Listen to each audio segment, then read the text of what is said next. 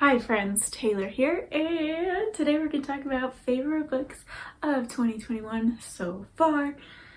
I can't believe it's June. I feel like this year has been flying by. I've read 36 novels as I'm making this video, which is insane to me. You can see all the books that I've read on my Goodreads, which I will have linked down below. But yeah, so I have 6 books that are really at the top of my list for favorites of 2021 so far, but I do have a few honorable mentions that were like 4.5 stars or some 5 stars, but not like my favorite. So I'll do those first, and then my favorites of the first half of 2021. And yeah, it's supposed to be great. I feel like this year has been a really good reading year for me, and I started reading more romance again, which I just love. So yeah, let's get started. So the first book I want to talk about is The Spanish Love Deception. This book was so much fun. Fake dating, all the things that sort of go into fake dating, sort of almost like an enemies to lovers trope, one bed situation. It was a fun time. This book is steamy. Just be aware if that's not your thing. It does have a pretty high steam level, but I read this one on Kindle Unlimited and it was just so much fun. Yeah. Fake dating is one of my favorite tropes. The next honorable mention is Better Together by Christine Riccio. I don't have my physical copy yet. It came out yesterday. I'm making this video on June 2nd. I don't know when it will go up, so by the time you watch this, I'll probably have a copy, but I do not have my copy of Better Together yet. I read an arc that I got from NetGalley, and I loved the Parent Trap meets Freaky Friday, and it was just great. It was so much fun. I didn't love, the reason why it's not on like my top list is because I didn't love all of the language. There are lots of F words in this book, which I didn't love, but I love the story, so it still makes the honorable mentions list. The next honorable mention that I actually do have is How to Walk Away by Catherine Center. Happiness for Beginners was one of my favorite books last year, and I just had so much fun reading this one. I feel like I didn't relate to How to Walk Away nearly as much. I've never been injured in a way like that that Margaret is, but I loved the romance. I love this. The whole story is about healing and just sort of being okay with how your life turns out, even if it doesn't go the way you planned. So it's so sweet. All of Catherine Center's books are just so great. The last honorable mention is Float Plan, and this one was the first romance that I read in a while, and wow, it just blew me away. I will say there was a trigger warning for loss of a loved one by suicide, because it follows Anna, who has lost her fiance, I think the year before, and she's going on this boat trip that they had planned in his boat that he got and restored, and she's just trying to like figure out life, and it was just so sweet. And oh my gosh, the love interest, I just love him so much. That's why that's on this list. All right, now we are on to the top 6 books, favorite books, the top 6 favorite books of 2021, the first half.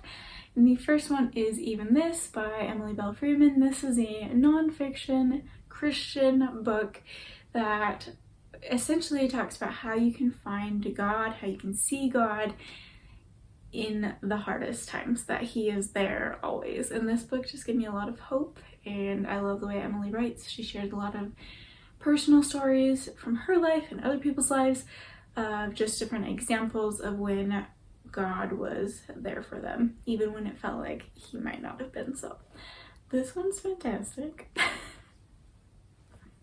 Alright, the next book is also a nonfiction, and that is Growing Boldly by Emily Lay. The tagline is Dare to Build a Life That You Love, and this one is just really empowering and just like I don't know how to explain it. It's very bright and cheerful.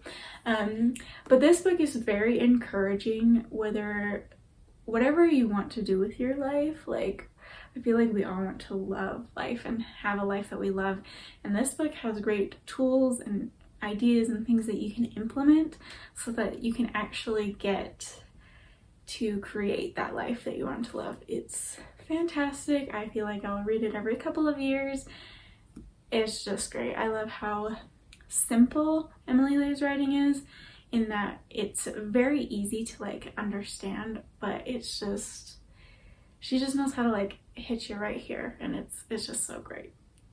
The next book that I absolutely have loved this year is When You Were Everything by Ashley Woodfolk. This book like destroys you, but also like gives you so much hope. It follows two girls in high school who have been best friends, and then we meet them and they're not friends anymore, and you sort of flash back to when they were friends or when they're sort of falling apart, and to the present time and how they're sort of grappling with the fact that they are no longer friends, that they still have to see each other at school, and it's just heartbreaking. I feel like, I know for me, I thought of the friends that I was so close to, and then we fell apart, and it's just like, oh, that pain is so heartbreaking. I feel like some of the worst like breakups happen between friendships, and this book is so beautiful in sort of showing how to navigate that, and it's messy and raw and real and so emotional and so gripping. It's so good. If you haven't read this yet, what are you doing? Read When You Were Everything. Like, you will love it. That's all. I have 3 more books. Okay, 3 more books to share. And this one is Namesake by Adrienne Young, which is the sequel to Fable, which obviously I can't tell you too much about Namesake because it'll spoil Fable, but essentially Fable is a girl who her father sort of left on this island, and in Fable she gets off that island and sort of confronts her father, and there's ships and it's kind of piratey even though they're not pirates. And then in Namesake there's a lot more everything. It's so fantastic. I love the romance in Namesake, how it unfolded. I love the story and just sort of all the things that Fable is finding out about her past and sort of what that means for her future. It's just like a very fun adventure. I feel like these fantasies are very, what's a good word? I want to use simple, but I already like, apparently that's my word today. I feel like they're simple in that like the world is so easy to just jump into. I should hold them like this. Look at that. Isn't that so cool? Anyway, these books are beautiful. They'll make you wanna have a boat and like be a pirate, and like they're just fantastic. Apparently that's all I could say. Read these 2. Okay, we're down to my top 2 favorite books so far in 2021. Both of them are romances, and the first is, well, that's very white when I hold it that way. The Off Limits Rule by Sarah Adams. My sister discovered Sarah Adams, I don't even know how, and she was like, Taylor, you have to read these books, and I was like, okay. Oh my gosh. This says it's a romantic comedy, and y'all, it's a romantic comedy. It's hilarious. I laughed out loud so many times, and like I feel like this book is fairly, I don't know, what some people might call like a fluffy read, or something just really light, or maybe something someone would use as like a palette cleanser between like heavier books, which is totally fine. I feel like we definitely need books like this. This one is so funny. It's sort of, obviously the Off Limits Rule, the guy that she's interested in is her brother's best friend, and there's just so much tension. These books are actually closed door, but they're very steamy still. There's still a lot of tension and just like, oh, it's so great. It's so fun. If you haven't picked up a Sarah Adams book yet, I think you should. Start with this one, or The Match, or The Enemy. Like, this one also has like a sequel that follows a different set of characters, which is called The Temporary Roomie, which was also fantastic. Yes, I will read everything Sarah Adams writes. That is all. Final book on this list, quite possibly my favorite of 2021 so far, is People We Meet on Vacation by Emily Henry. I read Beach Read last year when it came out and I really loved it. I've read several of Emily Henry's YA novels that she has written, and I really enjoyed them. I love her writing style, and I was thrilled when she wrote an adult romance last year, and I really enjoyed Beach Read.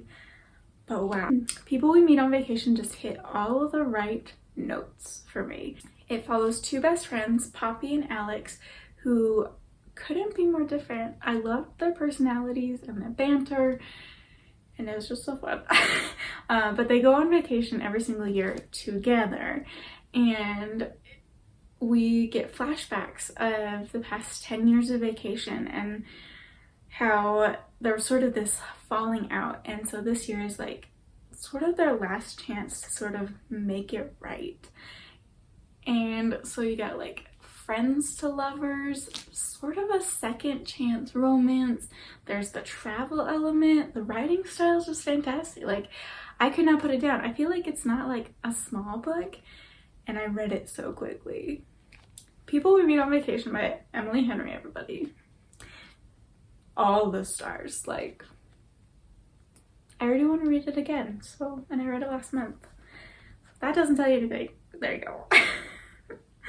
Did you like it? Have you read it? I don't know what to say, but I just love it. So I just want to keep holding it. That's all. Okay. Alright. Okay, so those are my favorite books of 2021 so far. There are so many more books that I'm still anticipating reading, and I'm just so excited to see what the rest of 2021 will bring. But I would love to hear all of your favorite books that you've read this year. So please let me know down below. Any that I should read right away, please send them my way. So if you liked this video, please give it a big thumbs up. I make bookish and writing videos on this channel, and we would love to have you as a subscriber. And I will see you in another video soon. Bye.